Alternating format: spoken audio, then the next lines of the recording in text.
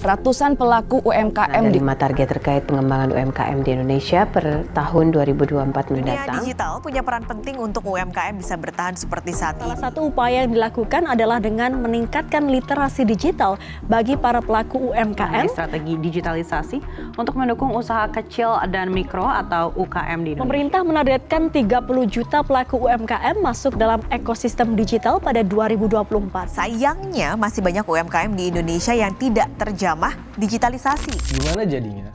Kalau ada toko yang jual produk bagus, harga murah, tapi belum banyak pembeli. Kalau cafe hits yang lokasinya ngumpet disebut hidden gem, maka toko ini kita juluki hidden shop.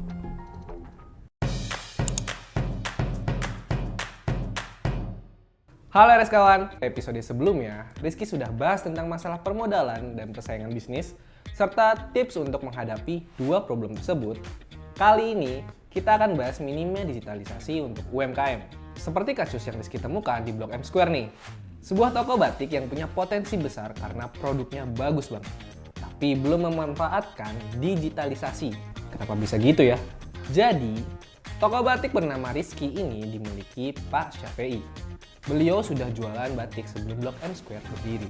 Ia menjual batik dengan harga beragam, mulai dari Rp35.000 hingga Rp100.000. Tapi, ada satu hal yang kurang, kehadiran tokonya di marketplace. Coba jualan di online gitu nggak? Enggak pernah cobain gitu. Oh, nggak pernah cobain. Belum Enggak, coba. saya enggak ada yang coba. Kalau orang udah tahu kadang-kadang pelanggan udah datang aja susah. Meskipun potensinya besar, beliau kewalahan mengikuti zaman untuk memanfaatkan digitalisasi karena faktor usia dan minim literasi digital.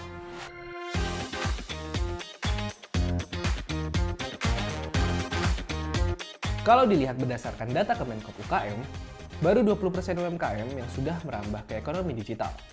Sisanya masih berjualan secara konvensional. Sayang banget kan? Padahal sekarang semua udah serba digital, yang membuat customer lebih mudah buat belanja. Terus, selama ini jualannya dari mana? Pak Syafei mengandalkan langganan tetap yang datang langsung ke toko karena beliau belum pernah coba jualan online. Nah, tantangan besarnya adalah bagaimana membawa usaha ini ke dunia digital. Kalau menilik kasus Pak Syafei, tentu butuh dukungan keluarga untuk bantu ia terjun ke dunia digital. Nah, berikut langkah-langkah konkret yang bisa diambil kalau kamu punya permasalahan yang sama. Pertama, cari tahu dan pahami pentingnya digitalisasi.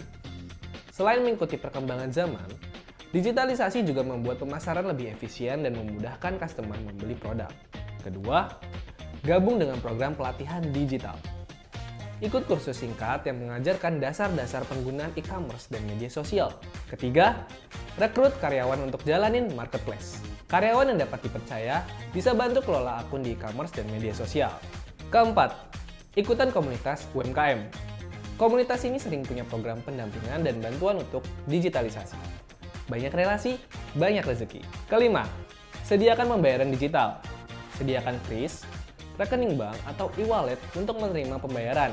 Karena sekarang zamannya cashless, ya kawan.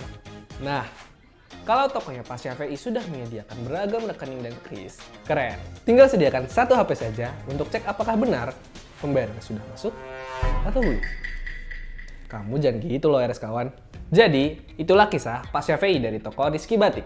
Dengan langkah-langkah digitalisasi yang sederhana, kita bisa bantu UMKM seperti beliau untuk terus berkembang dan memaksimalkan potensinya. Jangan lupa like, share, dan subscribe untuk lebih banyak kisah inspiratif lainnya. Kalau kamu tim bayar cash atau cashless nih saat belanja, coba share di komen ya.